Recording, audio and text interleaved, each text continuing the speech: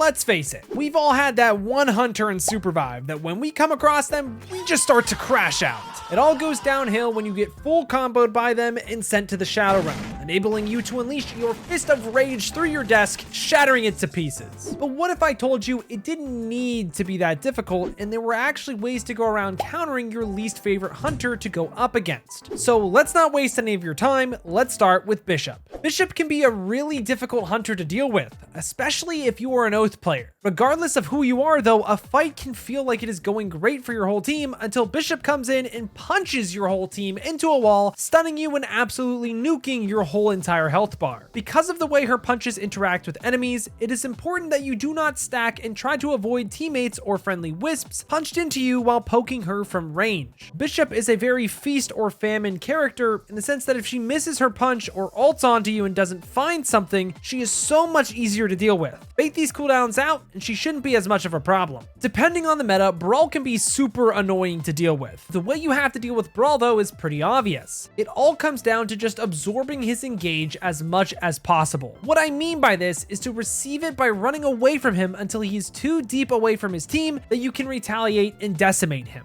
For example, a big thing Brall wants to do is attach his tether onto you and then spin in for a heavy slam attack. The moment you get tethered, make sure you have your dash ready and dash backwards behind your team. This will allow you to be safe and force a 3v1 into the Brall, making his life much harder and immediately forcing out his ultimate if he has it, effectively taking him out of the fight. Felix can be super oppressive, especially when first learning the game because he doesn't die and spreads anti-heal like no other hunter. But just like Brall, the name of the game against Felix is to make as much distance between him and you as possible to poke him from range. Because Felix doesn't really have many ranged options, the key is to whittle him down before he gets on top of you. He will almost always be able to close the distance simply due to the kit that he has, but if you get him lower before he gets to you, he will have to leave much sooner, allowing you to kill the rest of his team while he is out of the fight. Characters that are really good against all of the melee focused hunters we have discussed so far are those with knockback, like Myth for example, as she forces hunters out of their effective range while doing solid damage. Moving away from melee focused hunters for a bit, we have Ghost, the basic soldier of SUPERVIVE. Ghost does tons of damage and can be really oppressive with his nade, but the best way to counter Ghost is to dive on him when he is inevitably out of position. The key cooldown you'll want to look out for is his nade, as it is the only real form of self-peel aside from his dash that he has. The moment he doesn't have this, if he is alone and without a Zeph, he is susceptible to getting dove, and I tell you, even the best players on Ghost will fall over immediately when 4 players are on top of him.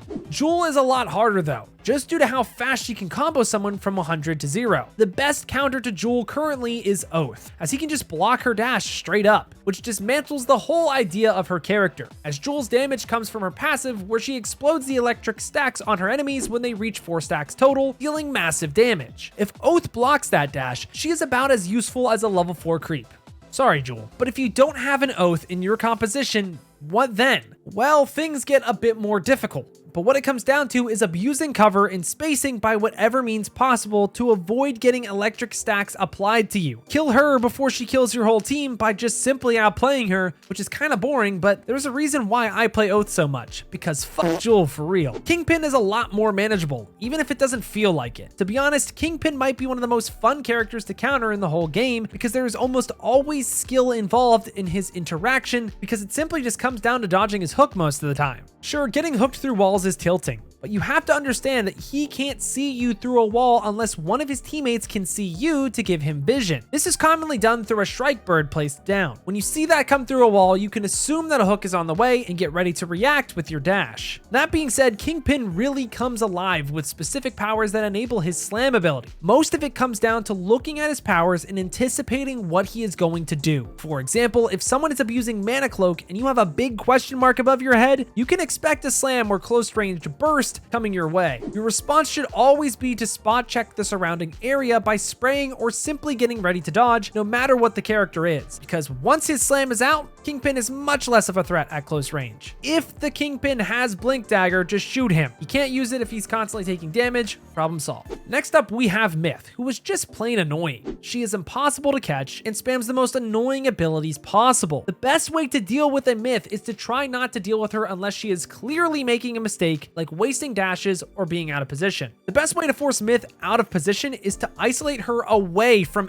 any walls, since she can use them to dash through and keep herself safe. But a good Myth is always going to be around a wall, so this isn't something you can consistently play for. Instead, you have to play smart around her rain of arrows. When a Myth casts her rain of arrows, typically this is to zone your team off to find a combo somewhere else on the team. For example, rain of arrows into Zeph nade, rain of arrows into a punch, etc. A lot of playing against Myth is closing the distance slowly while playing poised to dodge the incoming combos until you can finally catch her out and eliminate her. Shiv is another hunter that can be fun to play against because there are a lot of ways to catch her out on a mistake. Perhaps the easiest way to deal with Shiv is to eliminate her after a bad dagger, since you can't currently cancel it. If you see a Shiv dagger placed in the worst place imaginable, all you have to do is send your whole team on top of it and wait until the Shiv is forced to take the dagger. Now, you don't want to make it too obvious and give up a bunch of space in the fight, because then you will actually die easier, but a simple call out is all that is needed to turn for Shiv when its teleport is forced. Other than that, it really comes down to not lining up against Shiv and avoiding her trick shot stun. Keep in mind that the trick shot right click will stun you if it goes through terrain like trees, so avoid trees against Shiv if possible while playing from range and counter her bad dagger throws. Next, we have Shrike, which a lot of newer players complain about. But trust me, Shrike is super easy to counter. All that comes down to is getting on top of her fast in-game, since she does a whole lot less damage when you are closer to her. That being said, if you do end up getting hit and marked by the Shrike, all you have to do is play around cover and get ready to dash away from her ultimate if she ends up sending it through a wall at you. Aside from that, if you die to Shrike, the Shrike is either the GOAT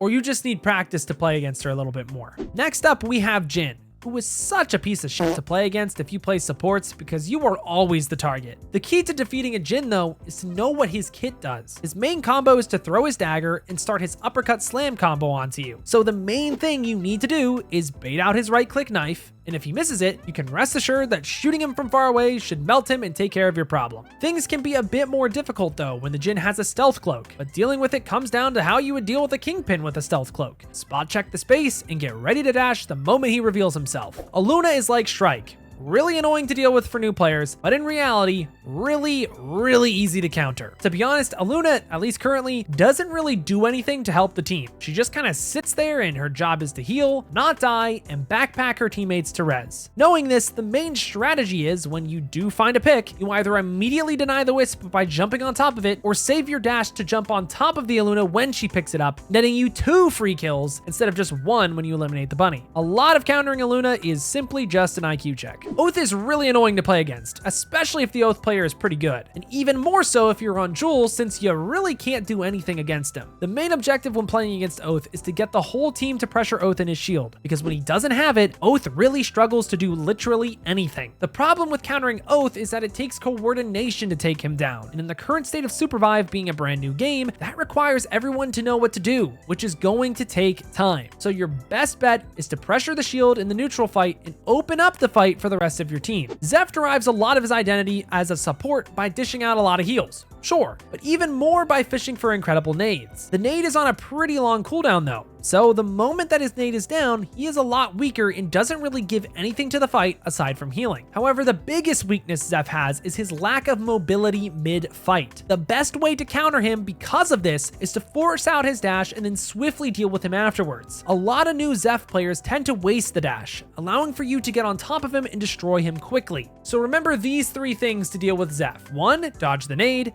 2, apply anti-heal, and 3, punish the misuse of his dash. As we wrap up the list, we have Celeste, who is really difficult to deal with as she is one of the only characters that does what she does. Because of this, the best way to deal with Celeste is to pressure her early in the fight to give her a lot less options to control the fight. If you fail to do this, life gets a whole lot harder because then she will get to live longer and the team will get to shoot you for longer as a result. So sadly, the best way to beat Celeste is to control the fight better than her with your controller. Hudson seeks to control the fight as well, but it's just not as hard to deal with compared to Celeste. The big thing with Big Huddy is that he he is super slow and cannot turn quickly while shooting. Because of this, if you can manage it, the best way to deal with Hudson is to just overwhelm him with angles and make his life super difficult. Most of the time, if he is destroying you, it is because he got to his place first and you took too much damage before you set up the fight. And last but certainly not least, we have Void. How hard Void is to deal with scales with how good the player is on Void, but it really comes down to understanding what to look for in his kit. Void is slow, and this is because he doesn't have a proper dash like the rest of the kits within SUPERVIVE. Instead, he has a teleport swap that he uses to set up plays. The best way to counter Void is to always anticipate what his plans are and to get ready to dodge any tricks that he has up his sleeves, because the moment you can counter his play, he won't have any other plays to make.